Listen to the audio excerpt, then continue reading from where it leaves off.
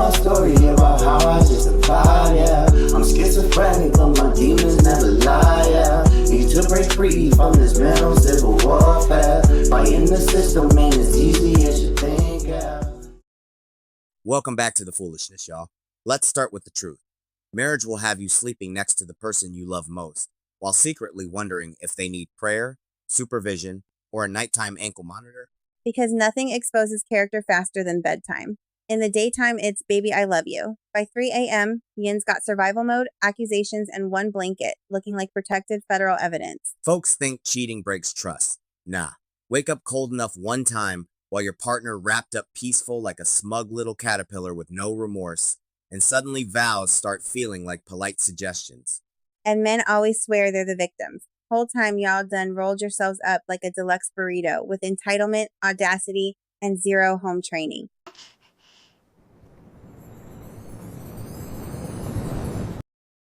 So today we're talking about that silent little felony that starts in the dark and ends with somebody freezing, irritated, and reconsidering the whole ministry of love. The blanket steal. Let's tell the reckless truth. You steal the blanket like you training for the Avengers, baby. And you cocoon yourself like you're preparing for metamorphosis. It's less husband and more emotionally needy silk moth. See, that's what women don't understand. Men don't steal the blanket. We secure the perimeter.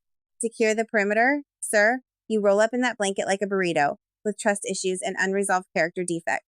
Because every man know the danger. You fall asleep comfortable, blessed, covered in peace, then wake up at 3:17 in the morning fighting for your life with one ankle out here catching hell. Seriously? Because you sleep like you're in a wrestling match. Elbows flying, knees everywhere, blanket wrapped around you like a hostage situation with poor leadership. And then on top of all that, why you got 10 pillows on the bed like we run in a luxury showroom? But by morning, every single one of them, joints done, file for independence? Because apparently my sleep has range. If pillows are flying, just know I was busy in the spirit and not everybody made it out untouched. Busy in the spirit is wild. I wake up and the room looked like your side of the bed got raided. One pillow on the floor, one by the dresser, one halfway under me, like it was trying to enter witness protection. Well, maybe I'm fighting demons in my sleep. Including me? Especially you. See, that's exactly what I'm saying. I'm already in here surviving blanket theft. Now I gotta sleep like I'm in a low-budget action movie dodging airborne upholstery. Please. If a pillow hit you, it was likely corrective action. Baby, I move with passion. No, you move like your dreams have a stunt budget and no adult supervision. And you sleep cold on purpose. Women go to bed already plotting. Feet cold as a mug, spirit full of schemes. Whole soul set on violating a man's peace.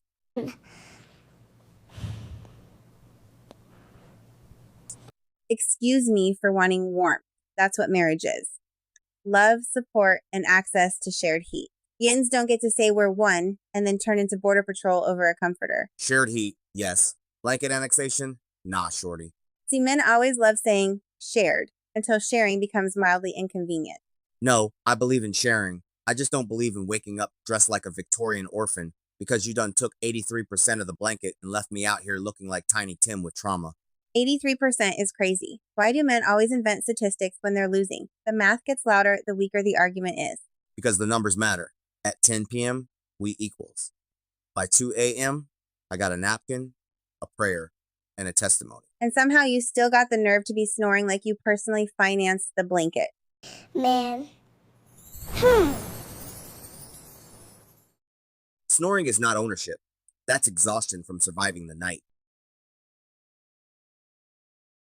Surviving? Sir, I wake up looking like I spent the evening in a refrigerated produce section while you're over there, bundled up like a cinnamon roll with secrets and no accountability. That's because I know how to preserve resources. Seriously? No, that's because you sleep selfish. There is a difference. Fellas, let me help y'all. If she say, I'm cold, that ain't information. That's a warning shot. And ladies, let me help Yins. If he grabs the blanket and turns one time like a rotisserie chicken, the negotiation window has closed. Thank you. Finally, honesty. I didn't say I respected it. I said I recognized the pattern.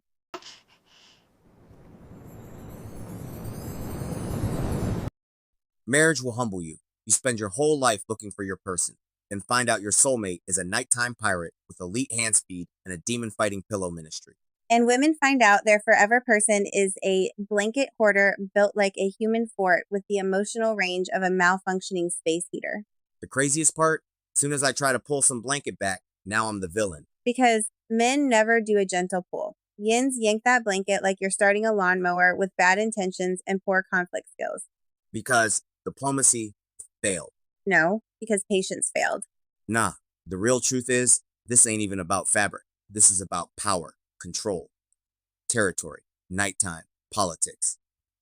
Exactly. The blanket is never just a blanket. It's a relationship referendum with poor conflict resolution and very little oversight.